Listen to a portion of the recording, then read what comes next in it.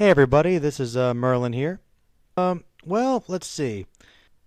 I guess I kind of wanted to do a question of the day video because, haven't done one of those in a while. And this one will be kind of a comic book discussion. It's basically going to be on theories about the villain for the next Spider-Man movie. I'm certain there's going to be an amazing Spider-Man sequel because the first film was pretty good success, was pretty well received. I liked it. I mean, yeah, there were some things about it that weren't perfect, a few goofy moments, but overall, I think they got a pretty good guy cast for Spider-Man. They did a pretty good job with the story. It was pretty tight.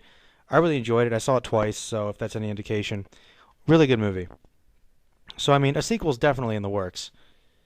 And I'm just thinking, since Spidey has such a wide range of villains that they could use for storylines, I was thinking, hey, um, I'll spout my theory and ask you guys what you think, and maybe you can put some input into this as well.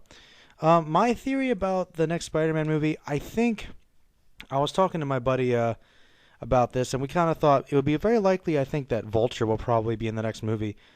Maybe not an integral part, but it's quite possible. And I'm going to give you guys a couple reasons for that.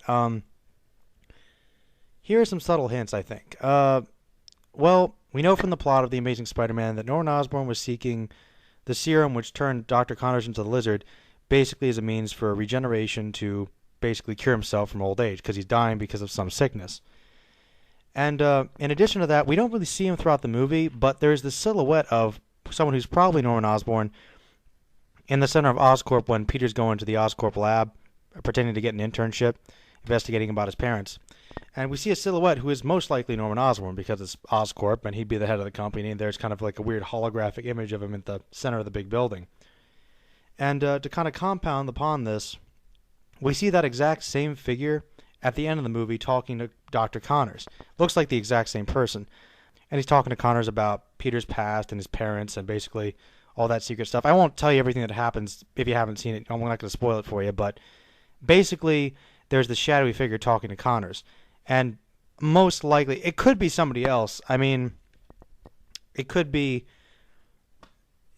somebody else, but I think most likely it's Osborn. Who else would have that holographic image of themselves in the middle of Oscorp Tower? I mean, Osborn, obviously.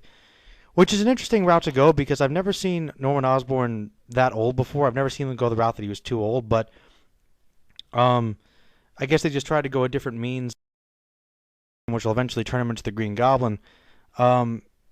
It's a different route to play, definitely. And I guess also they want to try and keep it in secret because they might not have like somebody cast to be Norman Osborn yet.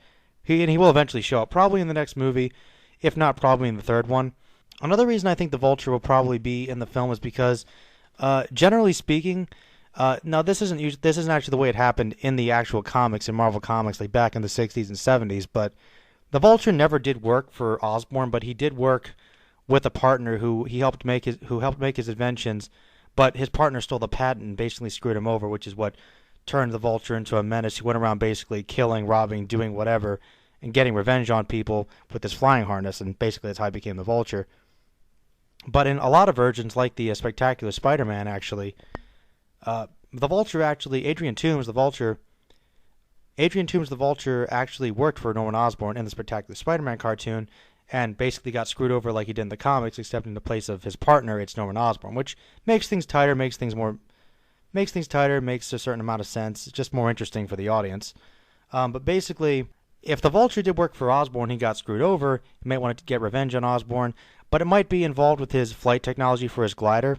If they decide to go that route, unless they decide to turn him into a big green monster like they did in the Ultimate version, I wouldn't mind if they went that route, but I'd kind of prefer to see a traditional Goblin done right.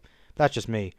But the main reason I think that the Vulture will be in the next movie as a villain, or at least involved, is because if Osborn is old and dying, and he's looking for a means to cure himself, possibly, young age, if that is indeed him in the film, there's one older storyline where the Vulture had a cancerous growth. He was dying because he was very old. Adrian Toomes is like in his 70s or 80s. He's a pretty old guy. And he actually developed a device which allowed him to basically absorb people's youth and basically temporarily make himself younger, making himself more powerful, more of a threat.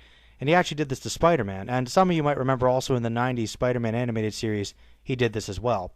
So it just seems like a really obvious route to go. It's in the comics, it's faithful. It would be an interesting way to make Norman Osborn younger, if that is the route they decide to go. I think it makes sense. I mean, it is just a theory, but the Vulture's kind of a personal favorite villain of mine, and since he hasn't been used yet on film, I'd like to see that. Uh, it would certainly be an interesting trial for Peter Parker.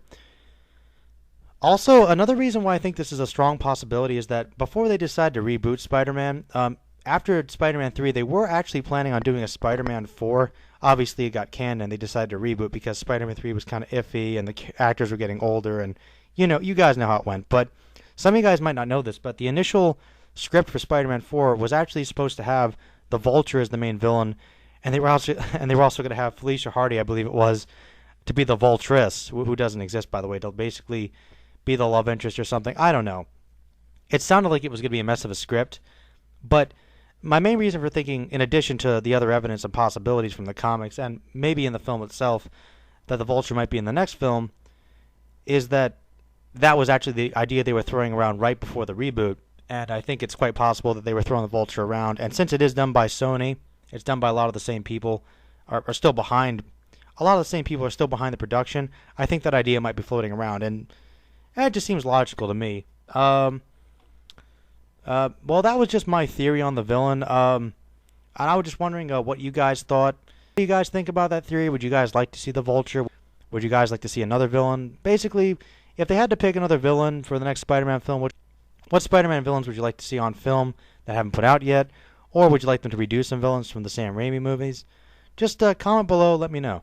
This has been a discussion video with me, 301 Merlina Boss, and yeah, thanks guys. Until next time.